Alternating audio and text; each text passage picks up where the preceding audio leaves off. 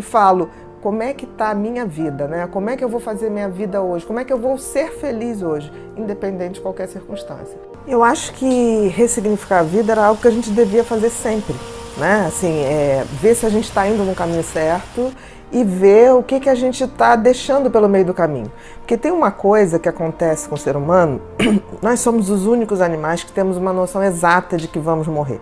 Né? Que a gente tem uma data, a gente sabe a data de chegada, mas a gente não sabe a data de saída.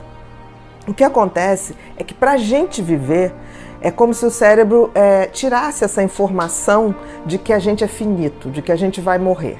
É por isso que a gente vive não pensando na morte. E a gente vai fazendo projetos, a gente faz projetos para meses, para anos, para uma vida inteira. É uma certa, como é que eu vou dizer, uma proteção, né, que o cérebro faz no sentido da gente ir vivendo para a gente não ficar com aquela coisa mórbida de pensar que tem um fim.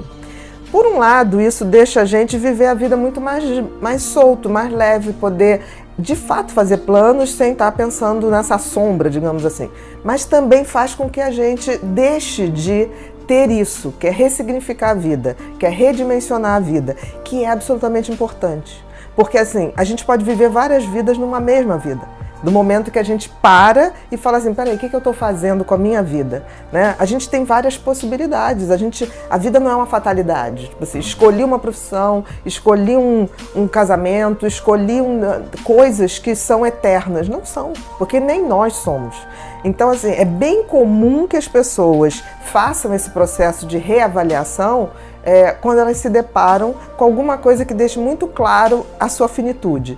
Então, assim, em coisas trágicas, em que as pessoas perdem tudo, ou vivenciam uma situação de muita dor, uma tragédia coletiva, né, como um desabamento, como enchentes, isso ocorre muito, que é tipo assim, o que resta, o que eu vou fazer da minha vida? Ou então, quando as pessoas se deparam com alguma doença ou alguma coisa que elas falam assim, nossa, agora é sério, agora eu posso realmente não mais viver. E aí é nessa hora que as pessoas se fazem perguntas do tipo, eu vivi uma vida até agora que eu queria, o que eu estou fazendo está dando sentido à minha vida, o que eu deixei de fazer que eu faria mais? Então, assim, é um momento de muita reflexão. É interessante você estar falando isso. Sim, eu acho que o que ele quis dizer é isso, né? Que a gente não pode estar esperando o tempo todo o momento ideal para ser feliz, o momento ideal para dizer eu te amo, o momento ideal que a gente vai realizar determinados sonhos. A vida não para, ela é aqui o tempo todo. Eu acho interessante que tem pessoas que falam assim, quando eu me deparo com uma situação ruim, eu queria parar o tempo. Ou quero minha vida de volta. Ninguém nunca roubou sua vida está aqui o tempo todo.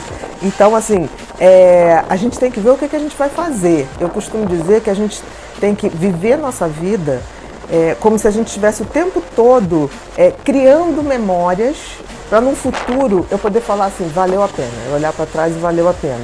E criar memórias passa por você levar um dia a dia com carinho, com amor, com bom humor, dar esse tom de olhar para uma cena, por exemplo, que a gente está fazendo agora aqui, e falar assim, eu vou lembrar disso daqui a 10 anos, daqui a um ano, daqui a uma semana, e vou dizer, valeu a pena estar no feriado, trabalhando e fazendo o que a gente gosta. Então, talvez a grande mensagem de redirecionar a vida, ou redimensionar, ressignificar, seja isso, a gente poder tá criando memórias boas. Ou para quando a gente ficar bem velhinho, ou para quando a gente se for. Porque quando a gente se for, que a gente deixe boas memórias. Eu costumo dizer o seguinte, há pouco tempo me aconteceu uma coisa muito curiosa, quer dizer, está acontecendo.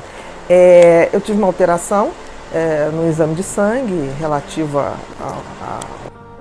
um órgão chamado pâncreas, no organismo, e aí começa a pesquisar, isso começou em dezembro, começa a fazer pesquisa, e o que tem, o que não tem, e aí chegou um momento que o médico, muito, muito bacana, chegou para mim, Bia, está na hora da gente fazer exames mais elaborados, porque a gente não está conseguindo descobrir exatamente o que é isso. Me pediu um PET scan. Um PET scan é um exame que você mapeia o corpo inteiro para você ver se detecta células cancerígenas. Falei, ok, pô, vamos lá, vamos pedir.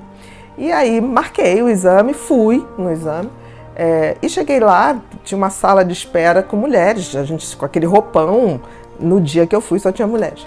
E aí uma olhou para mim e falou assim: o seu câncer é o quê?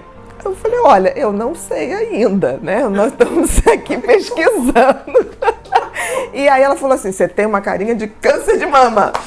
Eu falei: olha, eu tenho prótese de mama, mas eu tô achando que não é isso não. Eu vim aqui porque é alguma coisa no pâncreas. Aí ela: não, mas olha só, já fica com o nosso telefone, que nós temos um grupo de acolhimento, parará, parará.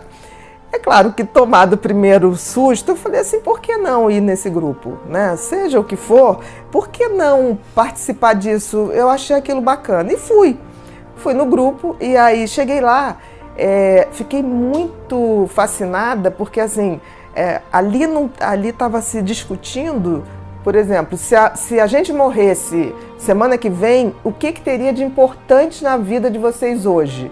Os problemas que você tem hoje seriam realmente problemas? Então, assim, foi uma grande aula do que é ressignificar a vida. E foi tão interessante que o grupo, tem um grupo mais que está há mais tempo, falou uma coisa assim: olha, as pessoas, quando estão muito próximo da morte, elas mostram alguns arrependimentos. E isso era um estudo que elas já tinham. Primeiro, gostariam de ter tomado atitudes considerando mais as suas necessidades do que os outros. Então elas falavam muito assim: queria ter feito coisas que agradassem mais a mim, menos ao meu marido, menos aos meus filhos, porque hoje os filhos estão criados, o marido está numa carreira brilhante e eu estou aqui sem ter algo que eu diga assim: isso é um propósito de vida meu, independente do coletivo. Então, tomar mais atitudes que sejam condizentes com a sua essência. A segunda coisa que elas falaram, que eu achei muito interessante, é que elas queriam ter tido mais tempo para estar com os amigos, que é essa família que a gente escolhe, né? Que é a família do amor. Os amigos são a grande família do amor que a gente tem, e queriam ter tido mais tempo para isso. E outra coisa que elas falaram, queriam ter dito para as pessoas: mais eu te amo, né? Quando ficavam naquela coisa: não vou dizer eu te amo, porque senão a pessoa vai ficar convencida, não vou dizer isso, não vou dizer aquilo. Então, essa coisa mais explícita, essa coisa mais sincera, né? E queriam ter perdido menos tempo comprando coisas e vivenciando coisas. Então, por exemplo, de estar numa praia no pôr do sol para ver aquele pôr do sol. Porque o pôr do sol tem todo dia, mas a gente nem se toca. Todo dia o sol se põe, todo dia ele nasce. Então eu achei muito bacana, foi uma experiência que eu ainda estou vivendo nesse processo de busca, mas eu acho que já está valendo muito a pena, né? Seja o que for que vai vir, eu vi assim que a gente precisa fazer isso um hábito mais salutar. Não esperar uma situação de adoecimento ou trágico para que a gente possa rever nossos pontos de vista. Porque a gente pode fazer isso todo dia. A gente pode, inclusive, fazer isso um ato de meditação. Quando eu levanto e falo: como é que está a minha vida, né? Como é que eu vou fazer minha vida hoje? Como é que eu vou ser feliz hoje? Independente de qualquer circunstância. Porque, assim, a gente sempre pode dar um jeito de ser feliz e dar outro significado à vida. É a coisa da física quântica. Tem todas as possibilidades. Agora a gente tem que saber escolher qual é a melhor possibilidade. Então, assim, eu estou muito grata a tudo que está acontecendo, porque eu tenho um hábito de rever meus pontos de vista, mas eu acho que isso estou fazendo um intensivão. E está valendo muito a pena. Por exemplo, eu não tenho grandes arrependimentos, mas eu tenho grandes coisas que eu vi que está na hora de pegar alguns telefones e redimensionar algumas pessoas na minha vida. E vou fazer isso com o maior amor. Espiritualidade tem a ver com sermos melhores e entendermos que nós passaremos, mas a humanidade continua. E a gente tem que ter o compromisso de passar o bastão para as pessoas que virão. Se eu me ponho no mecanismo absolutamente egoísta, né? Uso todo o meu circuito de sobrevivência para competir, para querer o mal do outro, para não ter a gentileza, eu seguro o conhecimento, eu estou adoecendo, sem perceber. E isso não é o meu só, o meu ponto de vista. As pessoas estão adoecendo exatamente por isso. Vamos ter muitos mais quadros de ansiedade? Vamos, porque as pessoas ainda não entenderam que estamos de passagem. E a evolução espiritual, no fundo, seria a nossa conexão com tudo que há de melhor no universo. Uns chamam de Deus, outros chamam de Alá, outros chamam dos orixás, não tem a menor importância. A importância é que a gente possa se conectar com essas energias para que a gente se reabasteça e possa dividir isso entre todos nós. Existirá adoecimento? Sim, mas muito menos, porque a gente vai praticar o desapego. O desapego de não sermos eternos, de não termos a pretensão de mudar as pessoas. As pessoas mudam quando elas querem. E eu não conheci nunca algo mais revolucionário do que o conhecimento. A gente não deve aceitar aquilo que dizem para a gente. A gente deve estudar para que a gente possa, de fato, dizer: eu estou agindo assim porque isso me faz bem. Por exemplo, se você praticar uma gentileza, você vai se sentir bem. Aí você vai falar assim: não me senti tão bem no início. Faça a segunda, faça a terceira. Porque o mecanismo da competitividade, do medo, ele está acionado há muito tempo.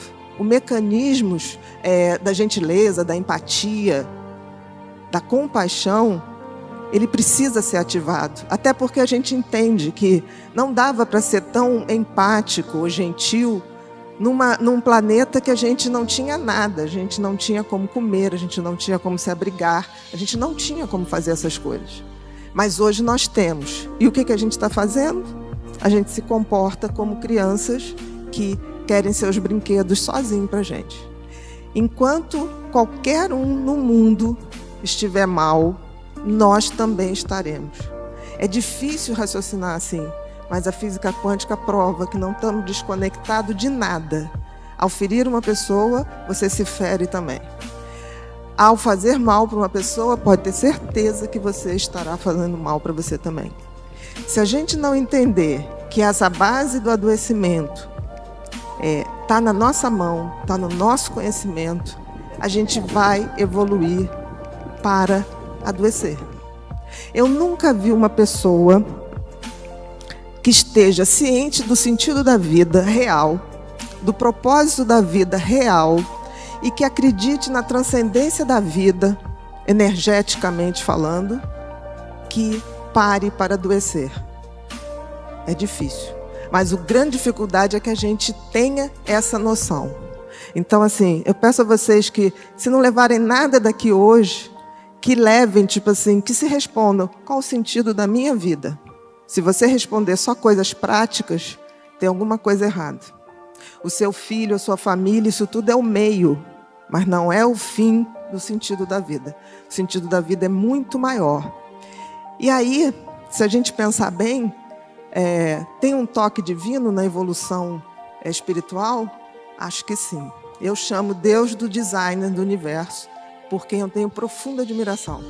Principalmente porque ele criou e fez a coisa mais extraordinária do mundo, que é o nosso cérebro. E aí eu deixo com vocês uma imagem que eu acho que vale mais do que 1000 palavras, que é a imagem de Miguel Ângelo, do quadro lindo que está na Capela Sistina, que é a criação do primeiro homem, né? E reparem um detalhe, não sei se vocês estão vendo aí, estão vendo Deus lá no cantinho? Vocês repararam que Deus está dentro de um cérebro? É um cérebro isso aí, gente.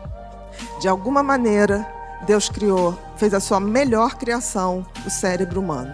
E isso tem algum motivo. Talvez porque ele, através dele, se comunique com a gente.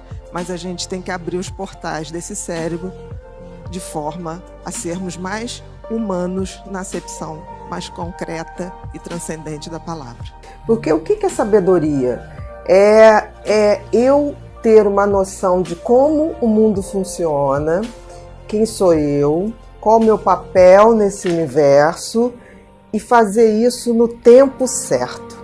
Eu sempre digo que um sábio sabe a potência do tempo, porque tem coisas que levam tempo para acontecer. A maioria, eu diria que as coisas boas levam tempo, as coisas ruins são rápidas, né? Então, assim, não existe essa coisa imediata que hoje está todo mundo tão viciado em likes, em drogas, em festas, como se o mundo fosse acabar amanhã. O mundo acaba para quem acaba. né? A verdade é essa. O que não pode ocorrer é a gente transformar a nossa vida, que é curta, em algo pequeno ou medíocre. Isso não tem a ver. Então, sabedoria, eu diria que é você ter a capacidade de entender o seu papel, o papel do ser humano no universo. E qual o papel do ser humano no universo? É agregar à sua vivência valores, virtudes. O que é virtude? É você praticar os valores. E tem muita gente que fala de valores, mas não pratica nada. E sabedoria? A sabedoria que vai me dar o entendimento do meu tempo, das coisas que precisam amadurecer, daquilo que eu não posso fazer hoje, o que eu planto para colher amanhã. Então, a sabedoria vem com o tempo, eu não tenho dúvida. A juventude, ela é anti-sabedoria. A juventude, ela tem uma impulsividade, ela tem uma energia, ela tem um querer, uma pulsão de vida que muitas vezes ela não para analisar. Então eu vejo hoje uma geração mais nova sem um pingo de sabedoria, apesar de terem muito conhecimento técnico. Eu nunca vi uma geração com tanto conhecimento tecnológico, mas nunca vi uma geração com tão pouca sabedoria. Então você vê que tudo é rápido, os amores são líquidos, as verdades são líquidas, tudo passa, é muito rápido, o tempo todo.